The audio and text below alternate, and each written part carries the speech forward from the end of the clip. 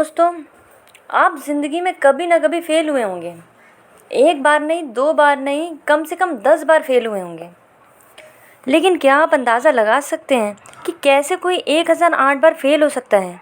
जी हाँ दोस्तों, आपने बिल्कुल सही सुना।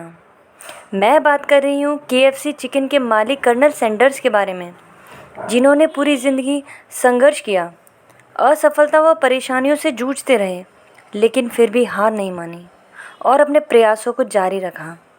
अपने अंतिम दिनों में सफलता की ऐसी मिसाल कायम की जिसे सुनकर कोई भी दंग रह जाएगा। केएफसी के फाउंडर कर्नल हरलैंड सैंडर्स के बारे में। कर्नल सैंडर्स, जिन्होंने मात्र 5 साल की उम्र में अपने पिता को खो दिया। घर की खराब परिस्थिति के कारण सिर्फ 7 साल की छोटी उम्र में उनके ऊपर अपने छोटे भाई बहन की जिम्मेदारी आ गई। घर का खर्च चलाने और नौकरी के लिए वे कई जगह भटके, लेकिन वहाँ भी सफलता नहीं मिली। शादी के बाद उनकी पत्नी भी उन्हें छोड़कर चली गई। फिर बिजनेस स्टार्ट किया, वह भी बंद। 65 साल की उम्र तक उन्होंने अपने जीवन में पेट पालने से ज़्यादा कुछ भी नहीं किया, लेकिन इसके बाद भी वह निरंतर अपनी गलती से सीखते रहे और अंत में एक ऐसी कंपनी बना डाली जिसकी ब्रांचेस वर्ल्ड के 118 देशों से ज़्यादा जगह पर हैं। हर साल उनकी कंपनी अरबों खरबों रुपए कमाती है। अगर इनके जीवन के बारे में बात करें तो इनका जन्म 9 सितंबर 1890 इंडियाना के शहर हेनरीविले में हुआ। इनके अलावा इनके छोटे भाई बहन भी हैं।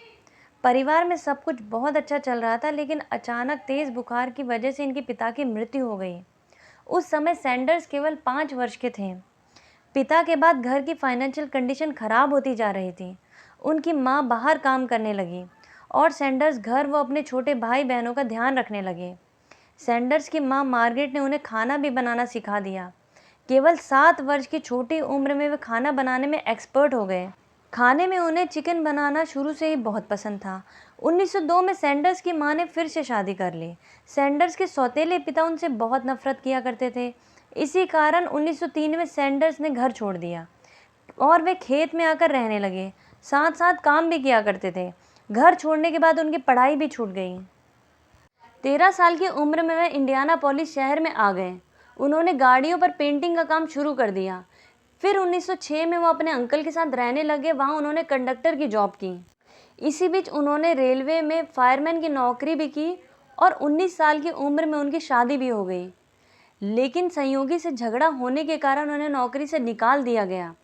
इसके बाद उसकी पत्नी अपने बच्चों के साथ उन्हें छोड़कर चली गई। इससे उनके दिल पर गहरा प्रभाव पड़ा। वह दिन ब दिन टूटे जा रहे थे। वह इतना टूट गए थे कि उन्होंने आत्महत्या करने की कोशिश की, लेकिन उसमें भी उनको असफलता हासिल हुई। थक हार के उन्होंने खुद को संभाला और काम की तलाश में चल लिए। उन्होंने इंश्योरेंस और क्रेडिट कार्ड बेचे, टायर का बिजनेस किया और बहुत सारे छोटे मोटे बिजनेस किए, लेकिन सब असफल हो गए। फिर अमेरिका जाकर गैस स्टेशन खोला और बगल में एक रेस्टोरेंट भी खोल दिया। वहाँ फ्राइड चिकन बनाने लगे जो लोगों को बहुत पसंद आया, लेकिन हाईवे बनने के कारण उनका अच्छा खासा रेस्टोरेंट भी बंद हो गया। अब उनकी उम्र 62 ईयर्स हो चुकी थी और उन्होंने अपना पूरा जीवन केवल पेट पालने से ज़्यादा और कुछ भी नहीं किया था, लेकिन उन्हें अपने चिकन के रिसर्च पर पूरा भरोसा था। अब उन्होंने मसाले व प्रेशर कुकर लिया और सोचा क्यों ना यूनिक तरीके से चिकन बनाया जाए। तो हुआ क्या, वह अपने यूनिक फ्राइड चिकन लेकर अलग अलग रेस्टोरेंट के मालिक से मिलने गए, लेकिन सबने एक एक करके उन्हें रिजेक्ट कर दिया। आप यकीन नहीं मानोगे, करीब 1000 रेस्टोरेंट ने उन्हें रिजेक्ट किया। अंत में उन्हें अपना पहला कस्टमर मिल ही गया, जिन्होंने उनके टैलेंट को समझा। यही नहीं, बाद में जिन रेस्टोरेंट ने उन्हें यह बोलकर रिजेक्ट किया कि उनके चिकन में दम नहीं है, उन्होंने भी उनके चिकन की फ्रेंचाइजी ली। देखते ही देखते उन्होंने पूरी दुनिया में अपनी यूनिक चिकन रेसिपी की छाप छोड़ दी। फिर उसके बाद कर्नल ने कभी भी पीछे मुड़कर नहीं देखा। आज सैंडर्स के केएफसी रेस्टोरेंट 118 से ज़्यादा देशों में फैले हैं, जो 1952 में केवल अमेरिका में हुआ करते थे। तो दोस्तों, इससे पता चलता है कि आग को सब तापते हैं, बुझे को कोई नहीं तापता। दोस्तों, आग बनो, राख नहीं। ठंडे मत पड़ो, जोश को कम मत होने दो। इससे हमें ये सीख मिलती है कि हमें अंत तक लड़ना है। कितनी भी मुसीबतें, फेलियर, परेशानियां आए, आपको मैदान नहीं छोड़ना, गिव अप नहीं करना। वो दिन दूर नहीं होगा जब आप सक्सेस हो जाएंगे।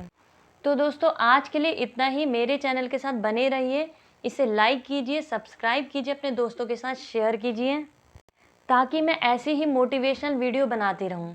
धन्यवाद।